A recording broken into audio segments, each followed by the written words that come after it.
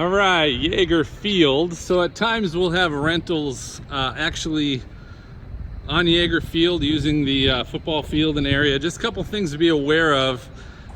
If you're ever doing a rental event, might be a lacrosse tournament, could be a rugby tournament.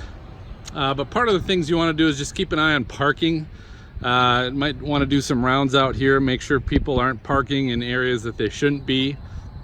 Part of the other job is to make sure people aren't getting into facilities that they shouldn't be. So you might want to do some rounds in the disc, make sure they're not getting into the disc.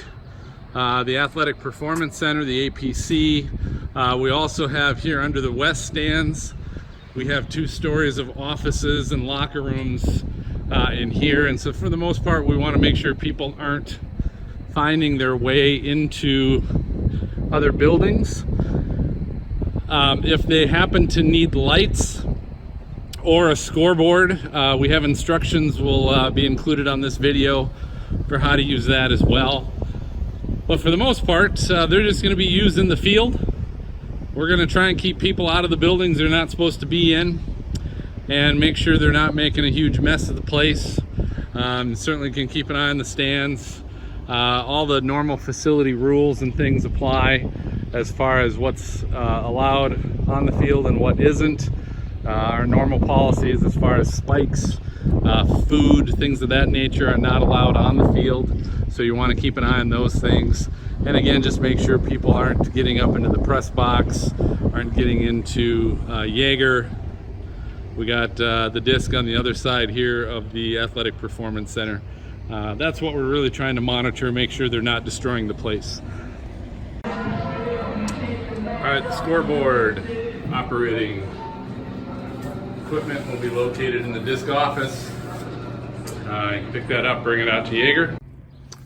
All right, so once you get the Daktronics bag from the disc office, we'll bring it out here to the 30-yard line. Unzip it, and you'll have a few things. You'll have a power cord, which can go into the electrical outlet over here.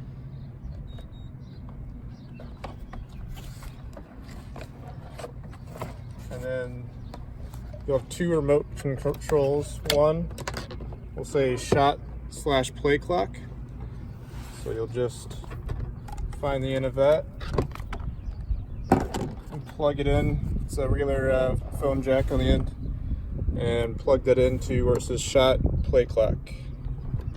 J7 is the jack. And then there's the game clock remote. Same thing, that'll plug into the back here. Will be jack J4 or the main clock.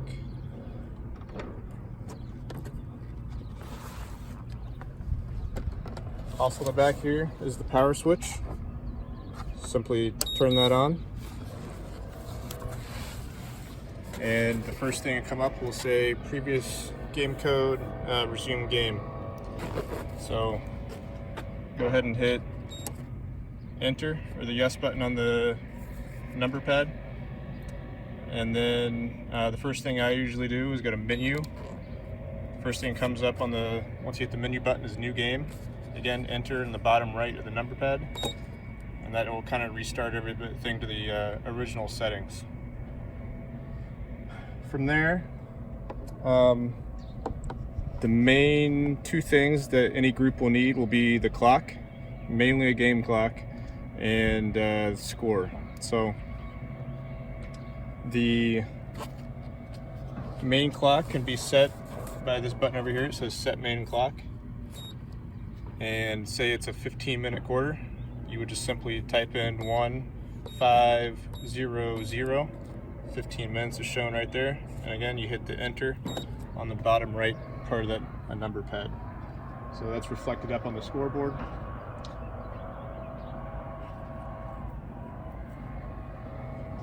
And then to control that main clock, you go to the game clock control, and you go to this toggle switch, clock start, and it'll start counting down. Anytime you hit the toggle switch again to the stop position, the clock will stop. If it's a football club event, they'll want to do the play clock as well. So the 40-second clock, you'll see at both ends of the field. On the north end, just to the bottom right part of the scoreboard, and then on the south end, you'll see it just to the right of the goalpost. But again, you just hit the toggle switch, start it, it'll start counting me down.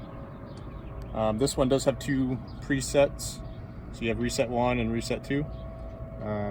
Hit the 1 to go back to 40, and then at certain points throughout the game, after a penalty or whatnot, it would not reset to 40, it would go to 25, so you just hit the second position. But the main start-stop is just this toggle switch.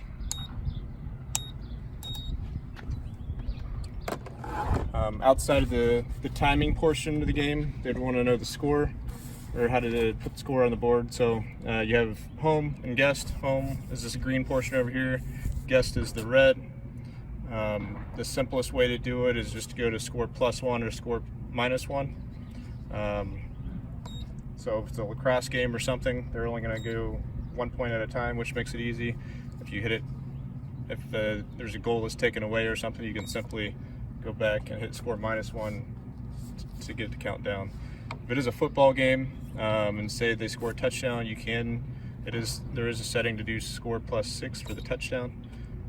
But again, you can simply do it 1 digit at a time with the same result.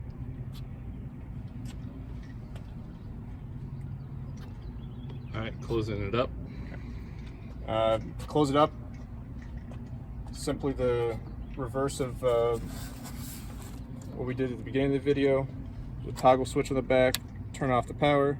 You can unplug the 2 cables for the clock controls, and then unplug the power cord from the outlet. Everything goes back in the bag, and just simply put it back in the disc office. All right, how to turn lights on at Yager Stadium. Under the scoreboard, far left post, right? 42. What key is it? 1AA6. 1A6.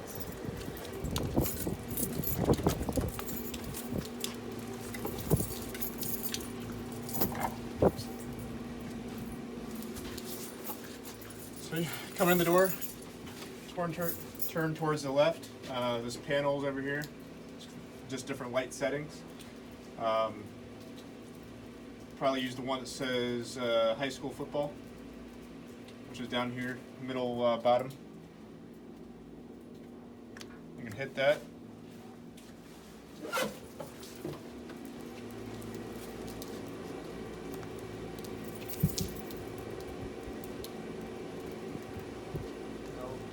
Take a minute or 2 for the lights to warm up and come on completely.